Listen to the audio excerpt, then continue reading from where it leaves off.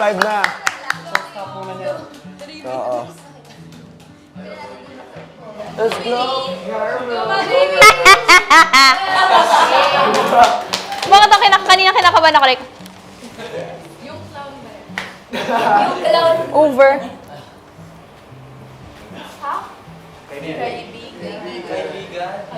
Okay, so ako, only child, strict parents, and BSB. Hindi ako nakakakuha ng friend na alam kong genuine yung intention sa akin. Pure and genuine. So, ako, to be honest, kahit may mga napupuntahan ako si Crystal, si Eliza, si Rich, si Raik, parang aminin ko, hindi pa ganun kadip yung trust ko sa inyo. But like, I'm comfy. And then may naging friend din ako before. Kasi lumaki akong elementary singer, bida-bida, alam mo yun, singer, mag-cultural events. Dito kakanta, choir, ganyan-ganyan.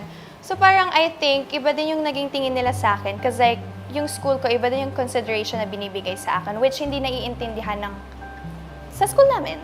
Sinasabi nila yan, special treatment yan, ganyan-ganyan. So ko, no, hindi yun totoo. Kasi like, to be honest, kahit ilapag ko pa sa inyo yung lahat, meron talaga akong pinapasang outputs. Hindi lang nila alam kasi like, hindi ako vocal na, oh, ito, nakapasa na ako. No. Between lang yun sa amin ng mga teachers. So, yun yung tingin sa akin.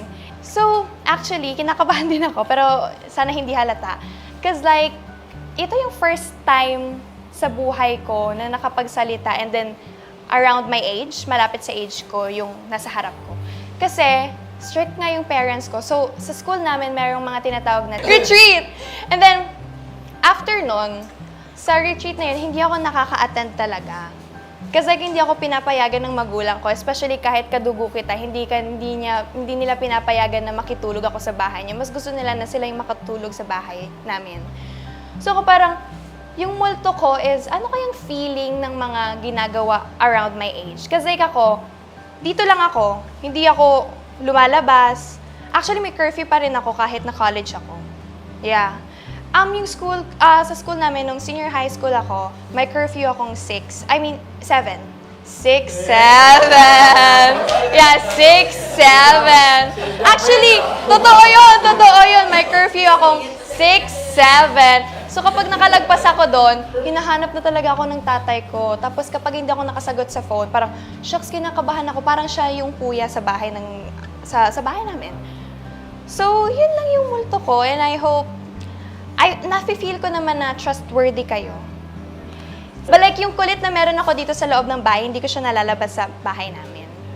Because like, strict parents, kami lang tatlo, it's just my mom, me, and my dad. Kapag kainan. Eh yung papa ko, tulog din siya ng maaga kasi like, may work siya.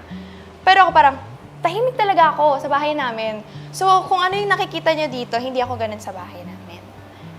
So yeah, that's it. Thank you, Lord, hindi ako umiyak. 6, 7.